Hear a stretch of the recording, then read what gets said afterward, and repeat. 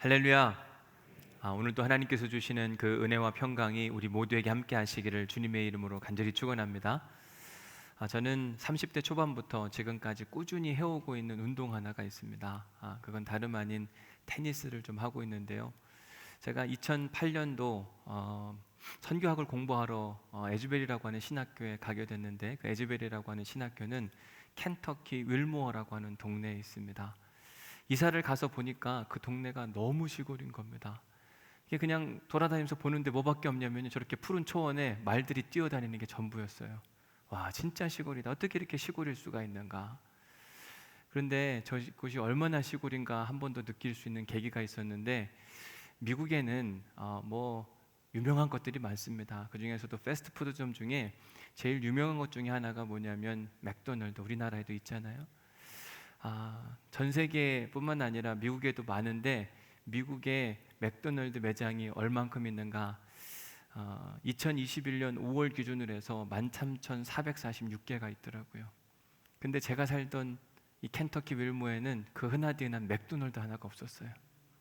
그러니까 얼마나 시골인지 이해가 되세요? 진짜 시골이었습니다.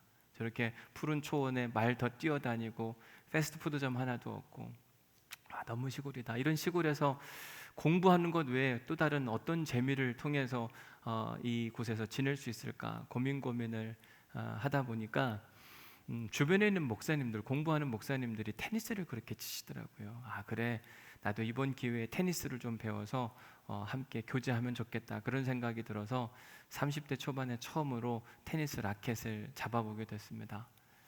그런데 어느 날 한국에서 전도학 교수님이 한 분이 석좌 교수로 에즈베리 신학교에 오게 됐습니다. 그분이 저희 이웃집에 살게 되었고, 그분이 어느 날 저한테 뭐라 그러냐면, 박 목사, 나하고 테니스 한 판 칠래요? 그러시더라고요. 30대 초반의 목사와 은퇴하신 교수님, 누가 이길까요? 제가 이길 수 있을 것 같았어요. 그까짓 건 내가 못 이기랴. 그리고서는 네, 교수님 가겠습니다. 그리고 테니스 코트에 가서 이분을 만나 뵀는데, 결과는 처참하게 패배했습니다. 한 게임도 못 땄어요. 저는 힘과 패기가 있었다고 이야기한다면, 이 교수님은 노련미로 테니스를 치시더라고요. 그러니까 문제는 뭐냐면, 저는 힘있게 치는데 이분은 왼쪽, 오른쪽, 어느 때는 길게 줬다가 어느 때는 짧게 줬다가, 그러니까 체력도 금방 바닥이 날 뿐만 아니라 밸런스가 무너져서 정말 단 한 게임도 딸 수가 없었습니다. 그때 그 교수님이 웃으면서 저한테 조언하신 이야기가 있어요. 뭐라고 이야기하냐면, 박 목사, 이제 막 테니스 치기 시작했지? 그래서 네, 테니스는 힘으로 치는 게 아니야. 기본기가 필요해. 테니스를 치다 보면 항상 슬럼프라는 게 찾아올 때가 있는데, 그 슬럼프가 찾아올 때 슬럼프를 극복하는 방법은 더 열심히 치는 게 아니야. 그러면 더 실수가 많아지니까 그때 하는 게 뭐냐면, 기본기만 탄탄하게 배워서 그대로 치면 돼. 지금 이제 막 배우기 시작했으니까 기본기부터 배워. 저한테 진심을 다해 조언을 줬습니다. 여러분, 목회도 마찬가지입니다. 목회를 하다 보면 영적 슬럼프가 찾아올 때가 분명히 있어요. 그런 목회가 재미가 없습니다. 설교가 돌아올 때마다 부담스러워요. 이번 주 설교는 또 뭐 하나? 다음 주 설교는 어떻게 하지? 계속 그런 부담감이 찾아옵니다. 뿐만 아니라 어느 때는 사람들 만나는 것조차 버거워할 때가 있어요.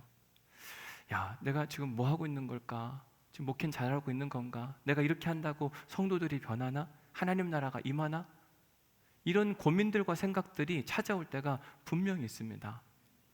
자, 목사에게 이런 영적 슬럼프가 찾아올 때 어떻게 하면 그 슬럼프를 벗어날 수 있을까? 더 많이 신방하고 더 다양한 목회적 프로그램들을 통해서 막 성도들과 함께 움직여가면 그 슬럼프가 극복이 되나? 전혀 그렇지가 않아요. 오히려 그렇게 더 열심히 하면 뭐가 찾아오냐면, 영적 탈진이 찾아옵니다.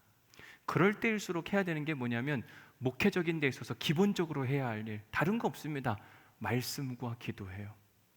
살아계신 하나님을 말씀을 읽는데, 설교하기 위해서 말씀을 읽는 게 아니라 말씀을 천천히 꼼꼼히 읽어가면서 그 말씀 안에 담긴 하나님의 심정을 읽어 내려가는 겁니다. 그러면 마음 가운데 하나님의 임재하심을 경험할 수가 있어요. 뿐만 아니라 기도도 내가 원하는 바를 막 그냥 부르짖는 게 아니라 주님의 음성에 귀를 기울이는 거예요. 내가 원하는 것뿐만 아니라 하나님이 도대체 원하시는 게 뭘까? 잠잠히 듣는 겁니다. 그리고 저한테 또 하나 중요한 목회적 기본이 있는데 그게 뭐냐면 감사하기. 모든 것을 감사하는 겁니다. 생각보다 우리가 하나님께 감사해야 될 제목들이 너무너무 많거든요. 저는 매일 저녁 하루를 정리하면서 감사의 내용들을 한번 적어가 봅니다. 어느 때는 의무처럼 할 때도 있는데 생각해보면 우리가 감사할 것들을 당연하게 여길 때가 많더라고요. 저한테 가장 큰 첫 번째 감사 중에 하나가 뭐냐면 오늘 하루를 허락하신 하나님 감사, 오늘 하루도 살아있게 하신 하나님 감사. 여러분, 오늘 우리가 이렇게 와서 예배드리는 게 당연한 게 아니라니까요. 멀쩡하던 분들이 다음 주에 못 오시는 경우들도 얼마나 많아요.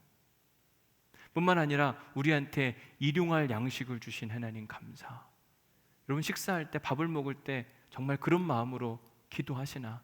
가끔은 그냥 눈 감았다 떠요. 마치 기독교인 기도하는 것처럼 행사하는 그런 모습들. 그런 게 아니라 진실한 마음 가운데 밥을 주신 하나님 고맙습니다, 일용할 양식 하나님으로부터 왔음에 대한 진심을 다한 기도가 막 살아날 때 제 안에 진정한 감사가 막 찾아오더라고요.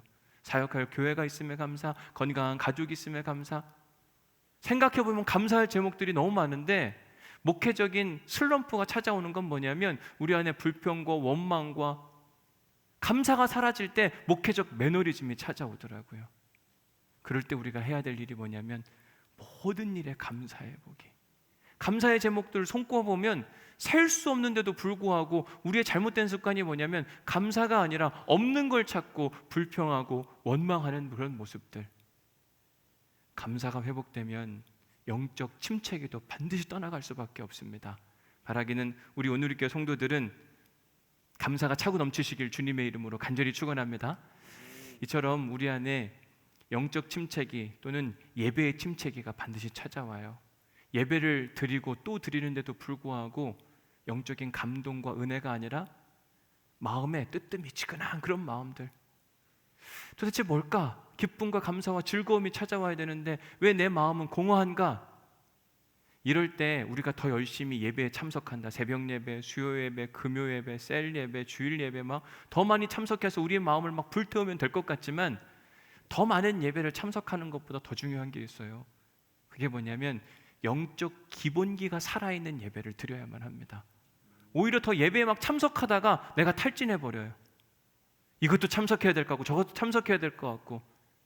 그런 것보다 단 한 번의 예배를 드린다 할지라도 이 영적 기본기가 탄탄한 예배를 드리게 되면 나도 모르게 어느 순간 내 예배의 수준들이 계속해서 올라와서 하나님과 더 깊은 교제를 나누게 돼요.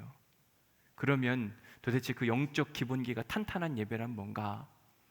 우리가 지난주부터 오늘 본문 말씀을 통해서 영적 기본기에 대한 이야기를 나누고 있습니다. 하나님께서 모세를 통해서 아론을 대제사장 임무, 이스라엘의 영적 리더로 세우면서 그에게 세 가지를 강조하셨다고 말씀을 드렸어요. 첫 번째 뭘 강조했다고 말씀을 드렸죠? 죄 씻음의 문제. 두 번째는 의복, 우리가 구별된 의복을 입어야 된다. 세 번째, 관유, 성령의 기름 부음이 필요하다.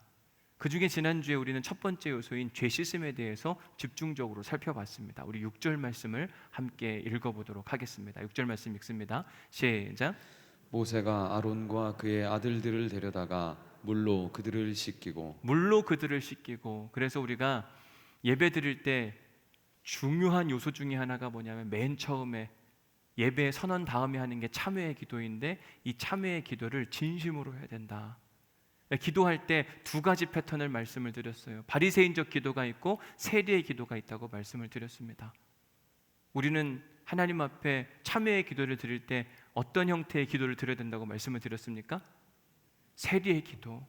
바리새인의 기도는 누군가와 비교하며 상대적 우위를 점령해서 내가 저들보다 낫습니다라고 하는 그런 고백. 이런 게 아니라 세리의 기도는 어떤 고백이었는가? 누가복음 18장 13절 말씀. 세리는 서서 감이란 표현 앞에 뭐가 있냐면 겸손함이 있어요. 하늘을 쳐다보지도 못하고 다만 가슴을 치며 진실함이 묻어나 있는 겁니다. 그리고 하나님이여 불쌍히 여겨 주옵소서, 나는 죄인으로소이다. 우리가 하나님께 이렇게 진실한 믿음의 고백을 하게 되면 하나님께서 혼내려고 하다가도 그래, 내가 이해할게, 괜찮아, 이거에 대한 대가는 받긴 하겠지만 내가 너를 예배자로 용납해 줄게. 나는 내 예배가 궁금하다. 하나님께 자기 자신을 죄인이라고 고백하는 사람의 예배를 하나님은 궁금해하세요. 넌 예배자 자격이 있다. 예배자의 자격을 부여해 주십니다. 그럼 우리는 예배를 드릴 수 있는 자격이 생기는 거예요. 자, 지난주까지 여기까지 살펴봤고 여러분 주보를 좀 한번 보시겠어요? 제가 이번 3번의 설교를 통하여서 우리의 예배의 틀을 여러분들에게 자세히 소개해 드리려고 합니다. 우리의 예배의 틀을 보면 첫 번째, 예배의 선언. 지금부터 살아계신 하나님께 드리는 예배를 시작하겠습니다. 시간의 구분이에요.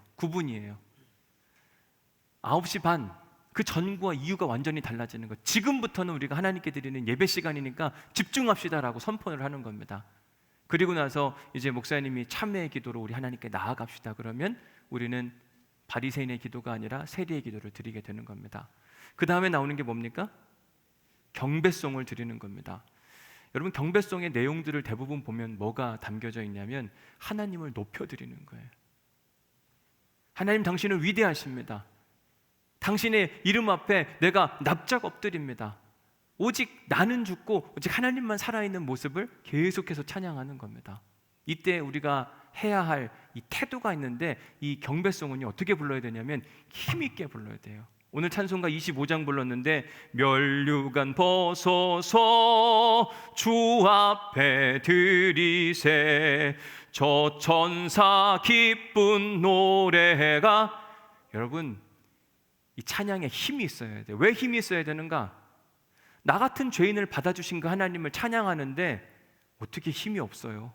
너무 기쁘고 감사해서 목소리에 힘을 다해서 하나님을 높여드리고 찬양하는 겁니다.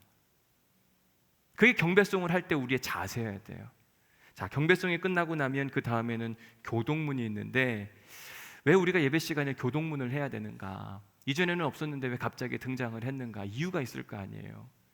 제가 2015년도에 미국에 갔을 때 유대인 회당에 한번 들른 적이 있습니다. 같이 그 토요일 날 예배에 참석한 적이 있는데 그때 제가 왜 우리가 교동문을 해야 되는지 깨닫게 됐어요. 유대인들은 예배 시간 안에 꼭 시편 말씀을 통해 함께 사회자와 회중이 교독하는 순서가 있더라고요. 먼저 사회자가 하나님의 높고 위대하심 시편 말씀을 가지고 계속 찬양을 합니다. 그러면 회중들이 그에 대해서 화답을 해요. 아멘, 맞습니다. 당신이 이야기한 그 하나님, 우리가 찬양하기 합당하신 그분이십니다. 마음껏 높여드립니다. 나중에 끝나고 물어봤어요. 그걸 왜 하는 겁니까? 그때 유대인 랍비가 하는 이야기가 뭐냐면 이 교동문은 우리가 예배를 지켜보는 자가 아니라 예배에 참여하는 자라고 하는 명백한 증거입니다. 유대인들은 예배를 그냥 지켜보는 자, 예배 보러 오는 자가 아니라 예배를 드리는 자더라고요. 레위기 1장, 2장, 3장에서 나오는 이야기도 우리가 이미 봤지만 예배자는요, 그냥 가만히 양 가지고 와서 가만히 있는 게 아니라 양을 본인이 직접 잡는다고 이야기했잖아요. 우리는 keep watching, 예배를 지켜보는 것. 목사가 어떻게 설교하는가, 찬양단은 어떻게 찬양하는가, 성가대는 어떻게 찬양하는가, 그렇게 지켜보는 자가 아니라 성가대의 찬양이 곧 우리의 고백이 되어야만 하고 설교자의 이 메시지가 곧 하나님의 메시지로 들으면서 아멘, 아멘, 예배에 적극적으로 참여해야만 합니다. 적극적으로 예배에 참여하는 사람 치고 예배를 실패하는 사람이 없어요. 왜? 내가 예배를 드리겠다는 의지가 있거든요. 그런 사람들에게 하나님께서 마음껏 은혜를 부어주심으로 그 안에 기쁨과 감사와 은혜가 차고 넘치는데 예배를 보러 온 사람들은 어떻게 하는가 팔짱 끼고 보는 겁니다. 뭘 하나? 이게 맞나? 저건 틀린 것 같은데 지적하기 위한 것들. 그리고 그냥 가요. 그러나 하나님이 원하시는 예배자는 지켜보는 자가 아니라 예배에 적극적으로 참여함으로 말미암아 우리의 마음문이 열리고 그 위에 성령의 기름, 말씀의 은혜가 가득 채워지기를 원하고 계세요. 바라기는 오늘 예배하는 우리에게 이 예배의 적극성이 회복될 수 있기를 주님의 이름으로 간절히 축원합니다. 자, 우리의 예배 순서를 다시 한번 보면 경배송, 교동문, 사도신경, 송영까지는 우리가 당구장 표시가 되어 있고 이때는 우리가 서서 하나님께 찬양을 올려드리고 신앙 고백을 합니다. 왜 그런가? 경배를 한다고 하는 건요, 가만히 앉아서 할 수 있는 게 아니거든요. 일어서서 하나님의 높고 위대하심을 우리가 인정하면서 큰 소리로 찬양하고 우리의 신앙을 고백하는 겁니다. 그리고 나서 이제 그 다음 순서가 뭐냐면 대표기도인데, 대표기도는 우리 모두를 대표해서 하나님께 올려드리는 기도예요. 거기에는 여러 가지 요소가 들어가야 되는데 그 중에 꼭 빠지지 않고 들어가야 되는 요소 하나가 있습니다. 그게 뭐냐? 하나님의 임재 요청이에요. 우리가 죄인됨을 고백하면 하나님이 우리를 예배자로 인정해 주십니다. 그래 내가 네 예배를 받고 싶다. 그래서 우리가 하나님을 막 높여드려요. 하나님은 위대하시고 전능하시고 힘이 있으신 분이십니다. 그리고 나서 대표기도자가 하나님 그러면 우리 안에 임재하셔서 우리에게 말씀하시고 은혜를 베풀어 주옵소서라고 하는 기도가 확실하게 서 있어야만 합니다. 그리고 나서 다시 한번 성가대에 찬양이 올라가잖아요. 그러면 그때부터 하나님 말씀을 들을 준비가 되어 있는 거예요. 자, 그리고 나서 이제 오늘 본문 말씀 7절부터 9절 말씀을 보겠습니다. 7절부터 9절 같이 읽어봅니다. 시작. 아론에게 속옷을 입히며 띠를 띄우고 겉옷을 입히며 에봇을 걸쳐 입히고 에봇에 장식띠를 띄워서 에봇을 몸에 메고 흉패를 붙이고 흉패에 우림과 둠밈을 넣고 그의 머리에 관을 씌우고 그 관 위 전면에 금패를 붙이니 곧 거룩한 관이라 여호와께서 모세에게 명령하신 것과 같았더라. 자, 먼저 모세가 하나님의 명령대로 아론과 그의 자손들을 데려다가 물로 씻었어요. 그 씻는 이유가 뭐냐면 이들은 원래 자격이 없는데 하나님께서 대제사장의 자격을 부여하시기 위해서 정결 예식을 행한 겁니다. 그러니까 아론이 대제사장의 자격을 얻은 것은 그의 의로움 때문이 아니라 전적인 하나님의 은혜였다. 이 믿음의 고백이 담긴 것이 이 정결례였습니다. 그걸 마치고 나자 이제 하나님께서 모세에게 아론에게 입혀줄 관복에 대해 설명을 해주세요. 7절부터 9절 말씀에 보면 그가 입어야 될 한 9가지의 요소를 자세히 설명하고 있습니다. 먼저 뭘 입히라고 이야기하냐면 흰색 속옷을 입히라고 이야기를 합니다. 하얀색 속옷을 입혀라. 여기서 속옷이라고 이야기하는 것은 우리가 한국 사람들이 입는 그런 속옷의 개념은 분명히 아닙니다. 유대인들은 고대 근동 지역에 있던 그 속옷의 개념이었는데 어깨로부터 발목까지 쭉 내려오는 흰색의 소복, 통으로 짠 옷이었습니다. 그 옷에 그 띠를 띄워서 단단하게 고정시키는 것, 제가 설명해 드리는 것보다 그림으로 보는 게 훨씬 더 쉬울 것 같아서 소개해 드려요. 첫 번째가 그 흰색 옷을 입은 겁니다. 그리고 중간에 띠를 띄운 거예요. 그 다음에 겉옷 파란색 옷을 입게 되었고, 그리고 에봇이라고 이야기하는 줄무늬 체크무늬 옷을 또 다시 입게 됩니다. 그 다음에는 앞에 흉패라고 하는 걸 띠게 되고, 그 안에는 둠밈과 우림이라고 이야기하는, 우림과 둠밈이라고 이야기하는 어떤 중요한 일이 있을 때 기도하고 이걸 꺼내가지고 결정하는 일들을 담당하게 됩니다. 그리고 나서 그의 머리에 관을 씌우고 관에 금패를 붙이게 되면 대제사장의 패션이 완성이 되는 거예요. 여러분, 저런 패션을 하고 유대 사회를 막 돌아다닌다고 생각을 해보십시오. 사람들이 아론을 한눈에 알아볼 수 있을까요, 없을까요? 다른 사람들하고 다르잖아요. 특별한 옷을 입고 있었으니까 한눈에 봐도 딱 아론인 걸 알 수 있었어요.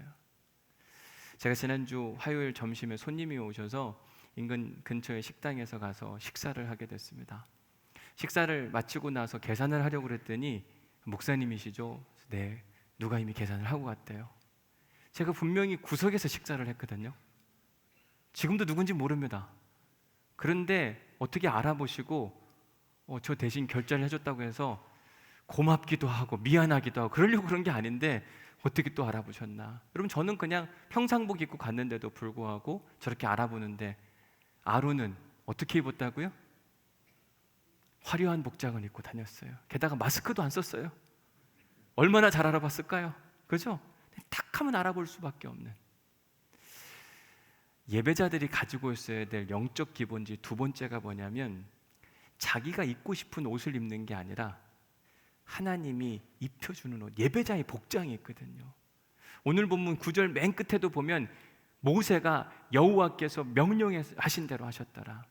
여러분, 우리가 예배에 나올 때도요, 우리가 입고 싶은 옷 대충 입고 나오는 게 아니라 준비된 예복을 입고 나와야 되거든요. 그런 차원으로 여러분들 옷을 한번 점검해 보십시오. 어떤 옷 입고 나오셨습니까?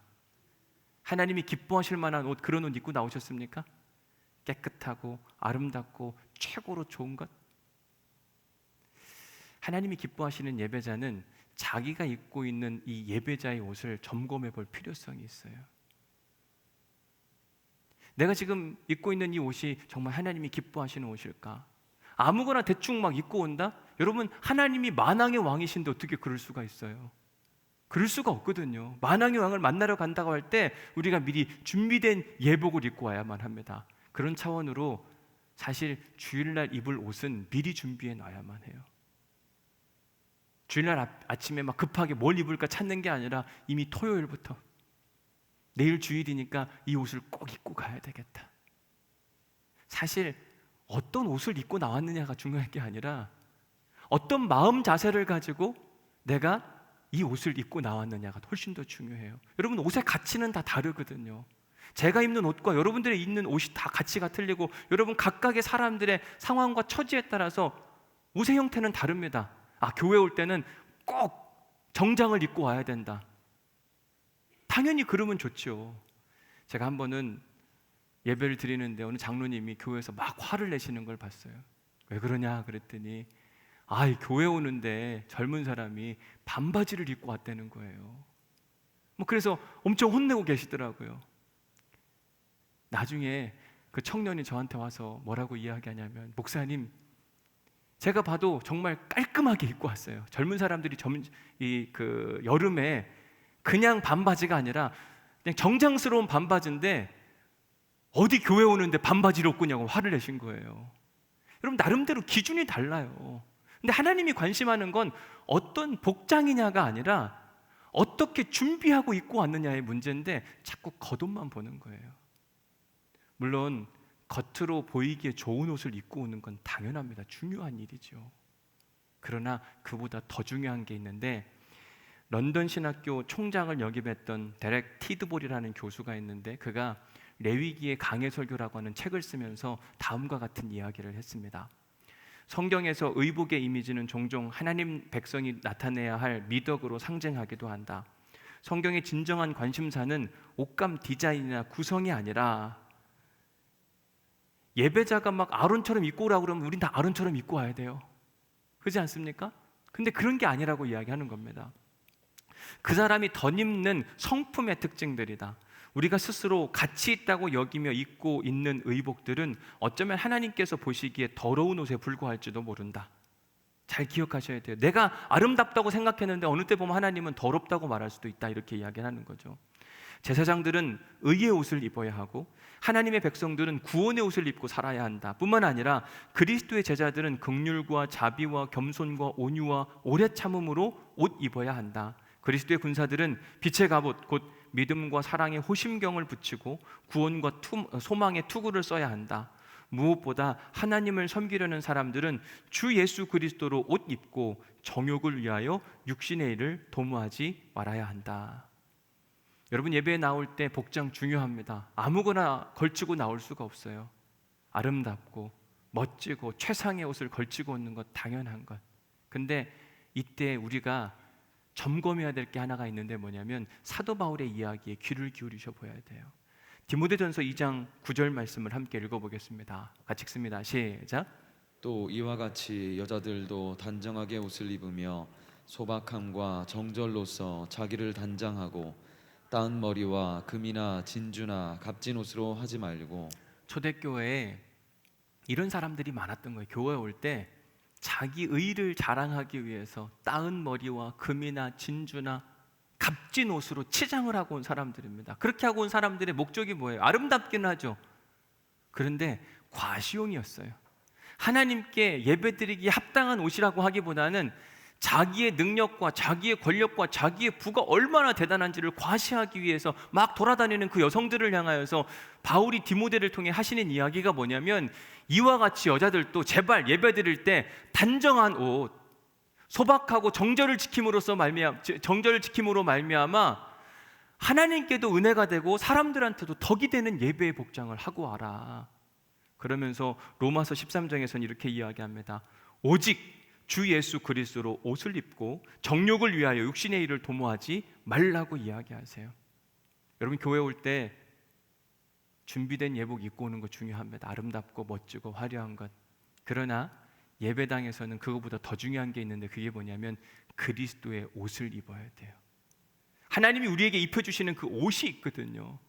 어느 때는 세상의 옷이 거치장스러우면 그것을 벗어 던질 수도 있어야만 합니다. 너무 우리가 이 겉의 복장의 옷에 집중하다 보면 그리스도의 옷을 못 입어요. 한 번은 미국의 어느 대형 교회에서 화재가 일어났어요. 주일 예배 시간인데 예배와 예배 중간 사이에 있었던 일이에요. 우리가 지금 9시 반에 예배를 드리잖아요. 한 10시 반 요쯤 끝나는데 10시 반에서 11시 반 사이에 화재가 난 겁니다. 그러니까 사역자들이 막 뛰어가가지고 막 불을 껐습니다. 어떤 사역자는 그 불이 너무 또 대단해서 상처를 입어가지고 병원에 가야만 하기도 했습니다. 이를 지켜보던 담임 목사님, 멀찌감치 서서 담임 목사님 지켜보는데 뭐라고 이야기했냐면, 내가 오늘 예배만 아니었어도 내가 예배 인도를 해야 돼가지고 가만히 있는 거다. 제가 그 이야기를 듣고 좀 많이 생각을 해보게 됐습니다. 여러분, 생각해 보십시오. 교회에 화재가 났어요. 담임 목사님이 먼저 뛰어들어가지고 그걸 다 진압하려고 하다가 옷도 좀 타고 얼굴도 좀 그슬리고 머리도 좀 탔어요. 그런 상태로 주일 예배 시간이 11시 반이 딱 되어가지고 예배를 드렸다고 예배 인도를 했다고 생각해 보십시오. 은혜가 될까 안 될까?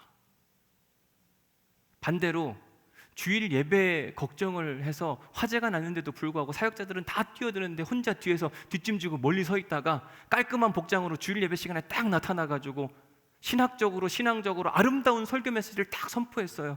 여러분, 전자가 더 은혜가 될까요? 후자가 더 은혜가 될까요? 복장의 문제가 아니라니까요. 우리는 근데 너무 복장을 신경 써요.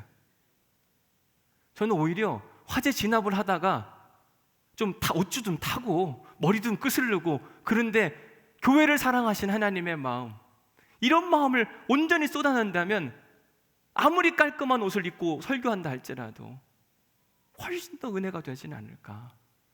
물론 평상시에는 우리가 드릴 수 있는 가장 최선의 깔끔한 복장으로 설교하고 예배를 드리는 건 무엇보다 중요합니다.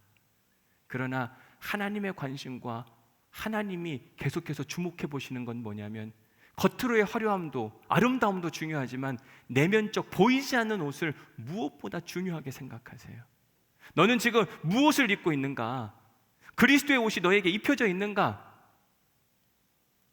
우리가 예배를 드리고 예배를 마치고 나면 꼭 우리 지금 입은 옷에 뭘 덧입어야 되냐면 예수 그리스도의 십자가의 옷이 덧입혀져야만 합니다. 그날들은 말씀의 옷이 우리의 갑옷이 되어야만 합니다. 그러면 어떤 일이 일어나게 되는가? 사람들이 우리를 알아봐요. 예배가 딱 끝나고 났는데 당신 예배 드리고 왔지? 왜요? 우리의 예배의 복장 때문이 아니라 우리의 삶과 우리의 성품을 통해서 예배 드린 사람이 달라지는 거예요. 예배 드리고 나니까 그런 선택을 하는구나, 예배 드리고 나니까 그런 행동을 하는구나, 당연히 알아볼 수밖에 없다. 마태복음 27장에 보면 예수님께서 십자가에 달리실 때 이방인 백부장이 한 이야기가 등장합니다. 마태복음 27장 54절 말씀을 함께 읽어봅니다. 시작. 백부장과 및 함께 예수를 지키던 자들이 지진과 그 일어난 일들을 보고 심히 두려워하여 이르되 이는 진실로 하나님의 아들이었도다 하더라. 이 비슷한 이야기가 누가복음 22장에도 또 다른 표현으로 등장하는데 누가복음 22장 47절도 함께 읽어봅니다. 시작. 백부장이 그 된 일을 보고 하나님께 영광을 돌려 이르되 이 사람은 정녕 의인이었도다 하고. 여러분, 이방인 백부장이 예수님의 십자가 사건을 보고 칭찬하고 있습니다. 놀라고 있어요. 왜 이방인 백부장이 예수님을 보고 놀라는 걸까? 그가 입고 있던 화려한 의복 때문인가? 아니요, 예수님은 당시에 누더기 옷을 입고 있었습니다. 채찍으로 맞아서 온몸에 피투성이가 된 그런 상태였어요. 신기한 건 그런 모습을 가지고 있는 예수님을 이방인 백부장이 뭐라고 이야기했냐면 이는 참 하나님의 아들이었다. 이는 정령 의인이로다. 이렇게 칭찬을 하고 있어요. 왜요? 뭐 때문에 그런가? 예수님은 하나님께서 그에게 덧입혀 주신 말씀의 옷, 십자가 사명의 옷을 끝까지 붙들고 있었어요. 그게 아름다워 보였던 거예요. 게다가 누가복음 23장 34절에 보면 이에 예수께서 이르시되 아버지 저들을 사하여 주옵소서. 자기들이 하는 것을 알지 못함이니이다. 지금 자기를 향하여 모함하고 비난하는 사람들을 향하여 어떻게 이야기하는가? 용서해달라고 용서를 구합니다. 이게 이방인 백부장 눈에는 너무 특별해 보였어요. 왜? 예수님이 마태복음 18장에서 베드로의 질문에 답한 게 있거든요. 베드로가 예수님께 묻습니다. 예수님, 제가 사람들을 용서해 줄 때 사람들이 죄를 지으면 몇 번이나 용서해 주면 좋겠습니까? 라고 물었을 때 7번 정도 하면 괜찮지요? 자기 의의를 들으면서 베드로가 이야기합니다. 그때 예수님의 답변은 뭐였습니까? 몇 번을 하라고요? 7번씩 70번까지 하라고 이야기합니다. 490번 용서를 여기까지 하라고 말씀하셨는데 예수님은요, 자기가 말한 그대로 산 사람이에요. 자기에게 덧입혀 주신 하나님의 말씀의 옷을 단단히 부여잡고 끝까지 적극적으로 지켜 행하려고 했던 사람. 옛날 어른들이 쓰던 사자성어에 보면 감탄고토라는 말이 있습니다. 달면 삼키고 쓰면 뱉어버린다. 예수님은 하나님의 말씀이 다르면 아멘하고 쓸 것 같으면 뱉어버리는 자가 아니라 용서하라 말씀하신 것에 아멘했으면 실제적 삶 안에서도 그게 아멘이 되어 살아갔어요. 이 모습을 보니까 이방인 백부장이 그렇게 누더기 옷을 입고 있고 피범벅이 되어 있는 그런 상태인데도 불구하고 뭐라고 이야기하냐면 저는 참 하나님의 아들이었다. 저는 정녕 의인이로다. 칭찬하는 모습을 보게 돼요.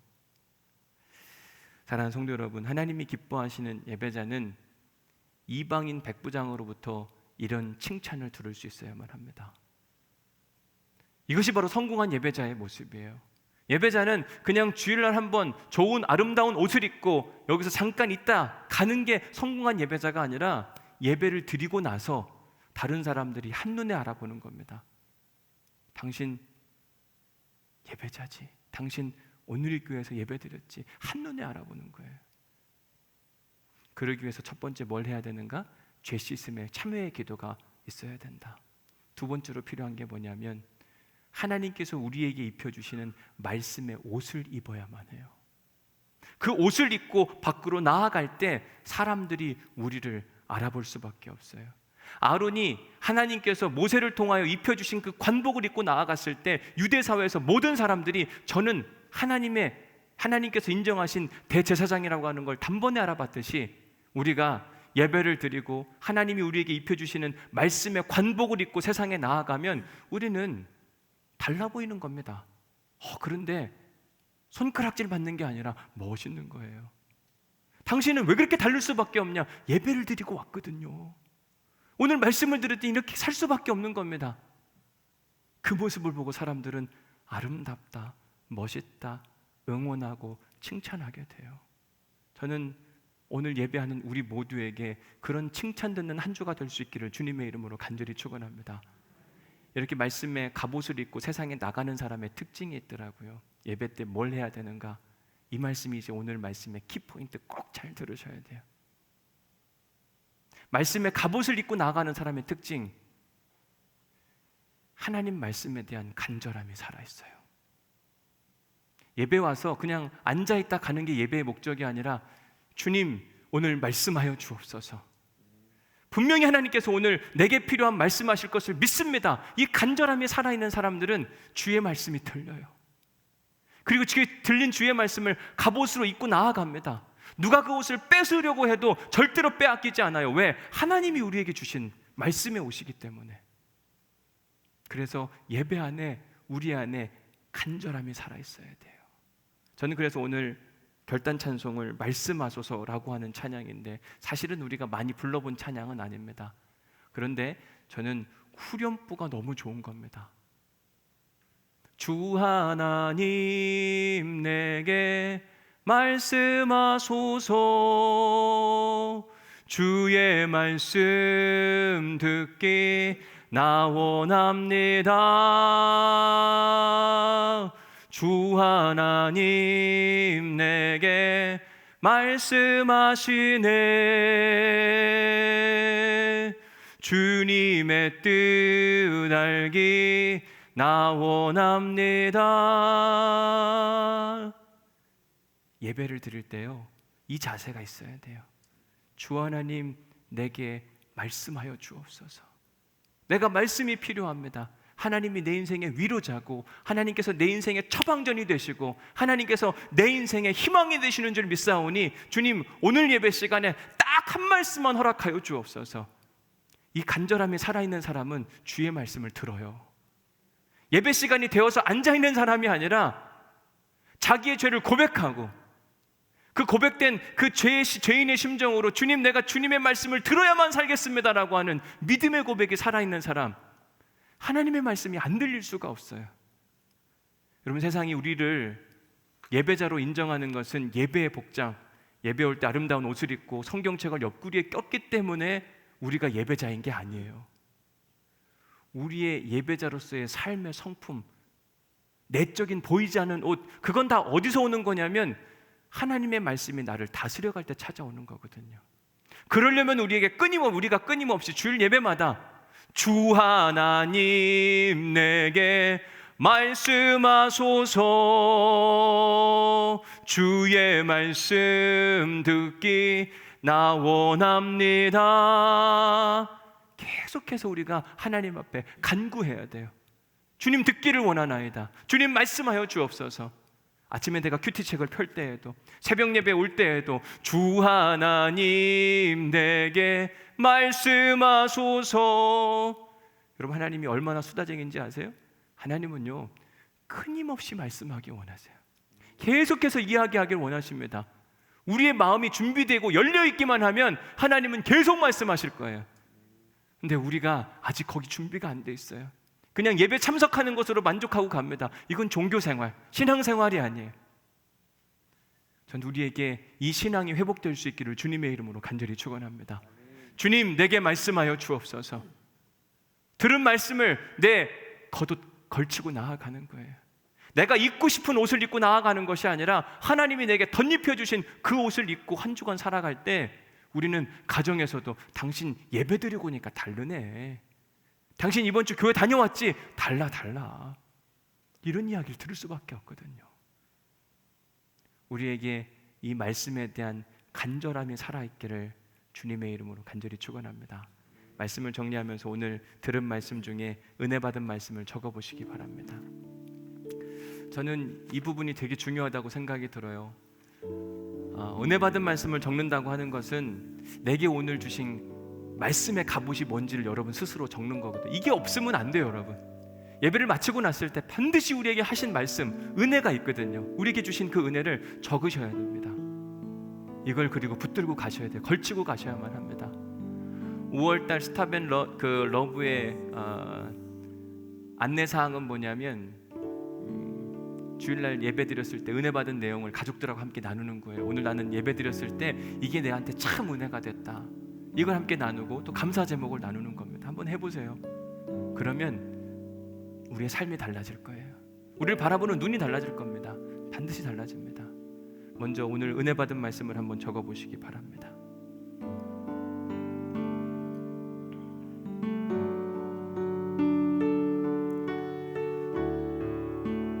두 번째 묵상 질문, 오늘 당신은 하나님께 어떤 옷을 입고 나오셨습니까? 준비된 예배의 복장이었습니까? 어제 토요일부터 막 준비해놓고 예배를 기다리고 사모하는 마음으로 옷을 입고 나왔는가? 아니면 주일날 아침에 뭐 입을까 고민하다가 그냥 선택해서 나왔는가? 잘 고민해 보셔야만 합니다. 하나님은 준비된 예배를 기뻐 받으십니다. 세 번째, 이제 예배를 마치고 세상으로 나가실 텐데 오늘 주신 말씀의 겉옷을 여러분들 삶 위에 걸치고 한 주간을 사시겠습니까? 오늘 하나님은 우리에게 뭐라고 말씀하셨냐면 말씀에 대한 간절함을 가지고 있어라. 주 하나님 내게 말씀하여 주옵소서. 매 예배를 올 때마다 이 간절함이 없으면 절대 말씀이 안 들리거든요. 이제부터 주님, 내가 말씀의 겉옷을 걸치고 살아가길 소망합니다. 오늘 이 찬양을 통해서 우리가 결단할 텐데, 사실 잘 모르는 찬양입니다. 따라서 하실 수 있는 분들은 따라서 하시고, 또 그냥 가사가 너무 좋아요. 중간에 보면 시편 말씀, 복 있는 사람은 악인의 길을 쫓지 아니하고, 이런 가사 내용들이 있는데 잘 들으시고 이 후렴 부분은 같이 하시면 좋겠어요. 여기 너무 쉽거든요. 그래서 우리의 마음을 담아서 주 하나님 내게 말씀하옵소서, 주님 말씀을 내가 듣기 원합니다. 이 간절한 고백을 주님께 올려드리도록 하겠습니다. 하나님의 말씀, 하나님의 말씀을 내 마음에 새겨 나의 뜻을 나의 삶을 다시 돌아봅니다. 주 말씀은 살아계셔 나를 보게 하시고,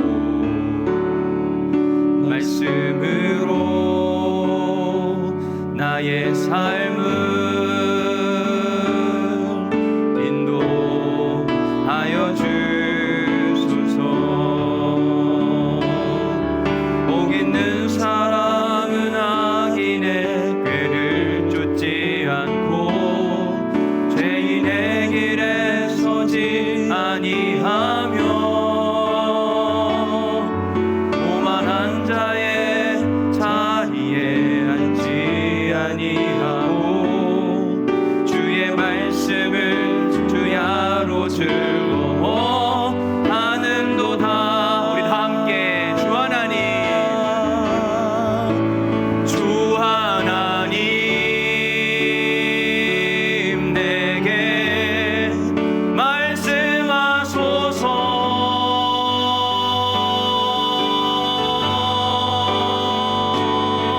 아멘. 나 듣기를 원하는, 듣기 나 원합니다. 다시 한번, 주 하나님 내게 말씀하옵소서. 주 하나님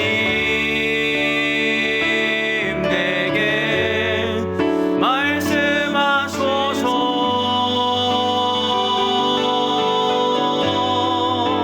주의 말씀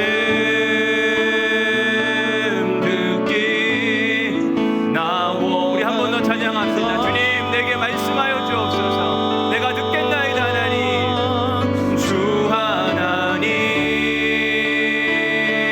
내게 말씀하소서.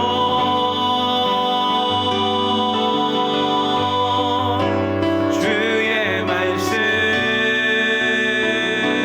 듣기 나 원합니다.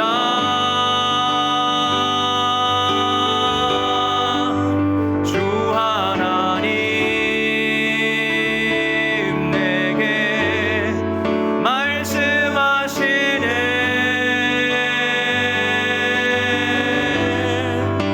주님의 뜻 알게 나 원합니다.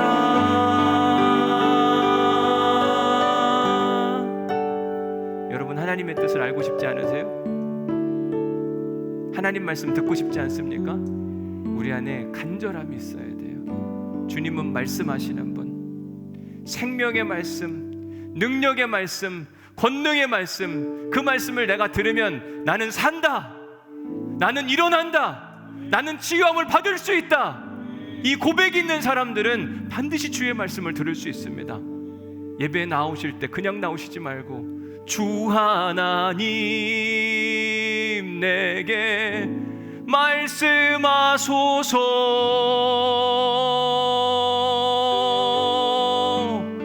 주의 말씀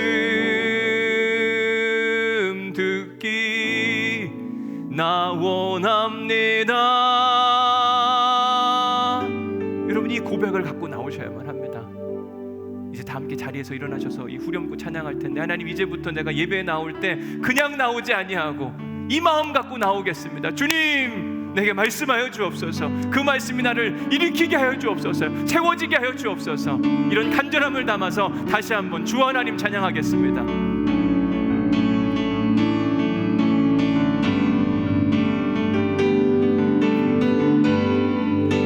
주 하나님, 아멘. 내게 말씀하소서.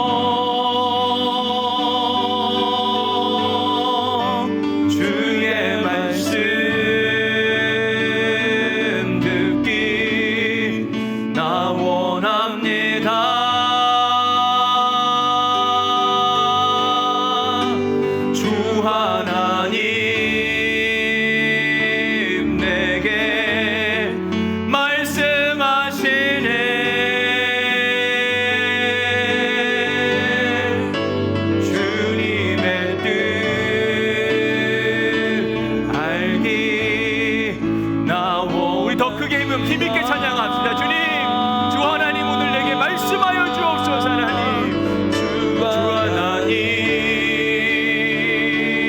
내게 말씀하소서.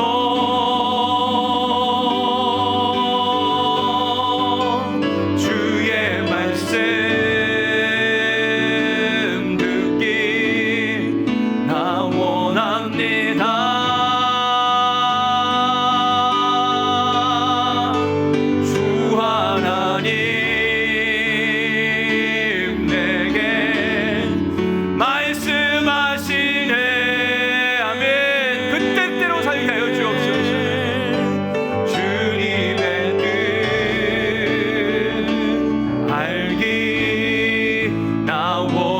마지막으로 한 번 더 힘있게 주님 내게 말씀하여 주옵소서. 주 하나님 내게 말씀하소서.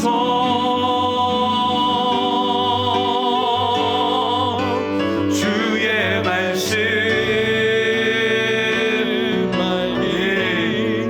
나 원합니다.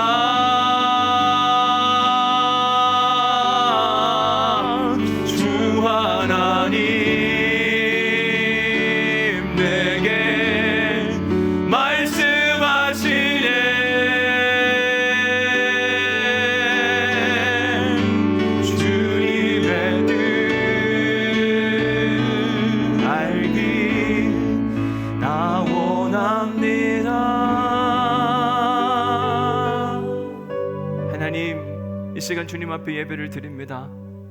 주님의 말씀을 우리가 들었습니다. 들리게 하시니 감사합니다. 잃어버리지 않게 하여 주옵시고 이제부터 예배당에 나올 때에 주의 말씀을 사모하게 하여 주옵소서. 말씀의 갑옷이 입혀짐을 경험하게 하여 주옵소서. 그 옷을 입고 나아갈 때에 세상에서 예수님이 백부장에 들었던 그 고백이 우리의 고백이 되게 하여 주옵소서. 이제는 우리 주 예수 그리스도의 은혜와 아버지 하나님의 극진하신 사랑과 성령님의 감동 감화 역사 교통 위로하심이 주 하나님 내게 말씀하옵소서. 말씀에 대한 간절한 소원이 있는 우리 성도들에게 지금으로부터 영원히 함께 하시기를 간절히 축원하옵나이다. 아멘.